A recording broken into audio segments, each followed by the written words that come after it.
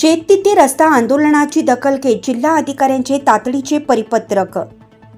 शुभानंद शेतरस्ते खुले होताच पेरू काय पेरूची पेटी सुद्धा आनंदाने स्वीकारेल। जिल्हा अधिकारी जलज शर्मा, नाशिक।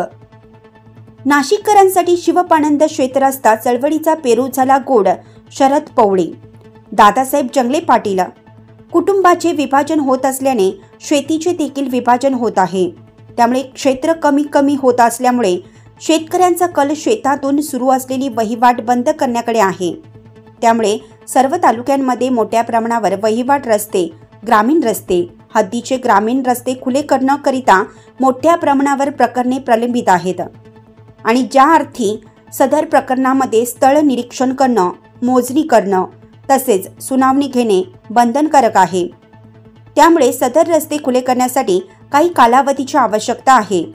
या संदर्भातील परिस्थितीचा विचार करता शेतकरी वर्गाच्या रस्त्याच्या समस्या सोडवण्यासाठी ग्रामीण रस्त्यावरील अतिक्रमण काढण्याकरिता शासनाने काढलेल्या उक्त संदर्भ क्रमांक 1 येथील शासन परिपत्रकामध्ये दर्शवलेले ग्रामीण भागातील गाडी मार्ग पोट खराब हे राज्यात भूमापनाचे काम पूर्ण करत असताना सदर रस्त्याचा तपशील व रुंदी 16.5 ते 21 फुटापर्यंत निश्चित केलेली असून त्याचा तपशील सदर भूमापन क्रमांकाच्या पोट खराब क्षेत्राचा विचार करताना प्रतिबुकात नमूद केलेला आहे आणि ज्या अर्थी पायमार्ग हे गावच्या नकाशात तुटक रेषेने दर्शवलेले असून अशा पायमार्गाची रुंदी 8.25 फूट असलेले निश्चित आहे।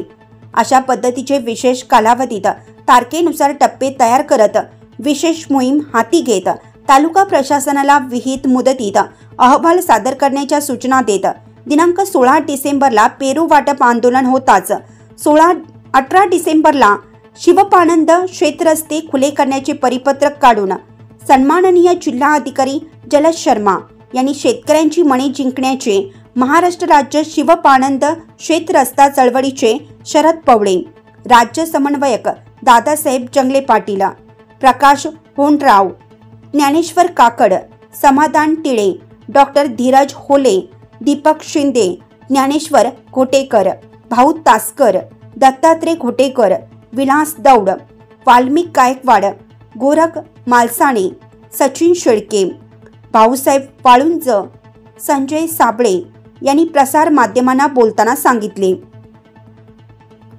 पेरू वाटप आंदोलनाची दखल घेत 2 दिवसात नाशिकच्या जिल्हाधिकाऱ्यांकडून तातडीचे परिपत्रक चौकट नाशिक जिल्हा व तालुका प्रशासनाला जिल्हाधिकारी यांच्याकडून विशेष सूचना सर्व तालुक्यामधील गटविकास अधिकारी यांच्यामार्फत ग्रामपंचायत यांना आवश्यक यंत्रसामुग्री उपलब्ध करून देणं, पोलीस निरीक्षक यांना उपरोक्त नमूद केले।